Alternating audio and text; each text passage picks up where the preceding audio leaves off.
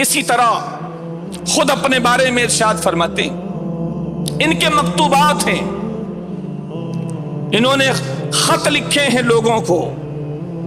بہت کم اپنی پریشانیوں کا اظہار کرتے تھے، بہت کم،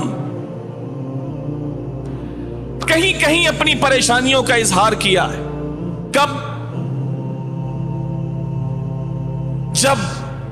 لوگ اپنی پریشانی بیان کرتے کہ اب میں کیا کروں، میرے لیے سارے راستے بند ہو گئے، اب کیا کروں،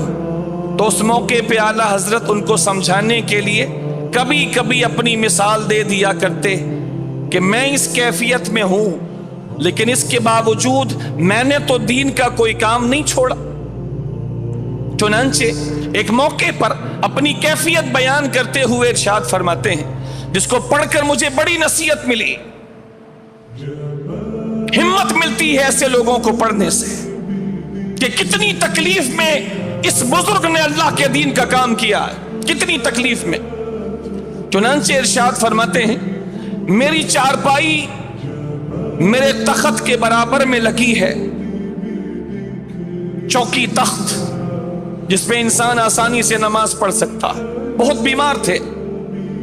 فرمایا میری چارپائی میرے تخت کے برابر لگی ہے، لیکن اتنا کمزور ہو گیا ہوں کہ چارپائی سے اس تخت پر جانے کے لیے مجھے کئی بار ہمت کرنی پڑتی ہے۔ چارپائی اور تخت برابر میں، چارپائی پر لیٹے ہیں اور تخت برابر میں ہے، اب اتنے کمزور ہو گئے کہ مسجد جا نہیں سکتے، مسجد جا نہیں سکتے، تو فرمایا کہ چارپائی تخت کے برابر میں ہے، لیکن چارپائی سے تخت پر جانے کے لیے مجھے کئی بار ہمت کرنی پڑتی ہے،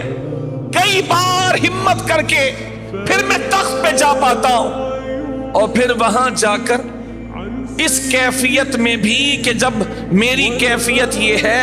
کہ برابر سے برابر کی جگہ پر جانے کے لیے مجھے اپنی پوری ہمت کئی بار جمع کرنی پڑتی ہے، جب کہیں جا کر میں برابر سے برابر چارپائی سے تخت پر جا پاتا ہوں۔ فرمایا اس کے باوجود فقیر کی، اپنے بارے میں فرمایا اس کے باوجود فقیر کی ایک نماز بھی آج تک قضا نہیں ہوئی ہے۔ یہ وہ لوگ ہیں جنہوں نے اللہ کو فراموش نہیں کیا، اللہ کو فراموش نہیں کیا۔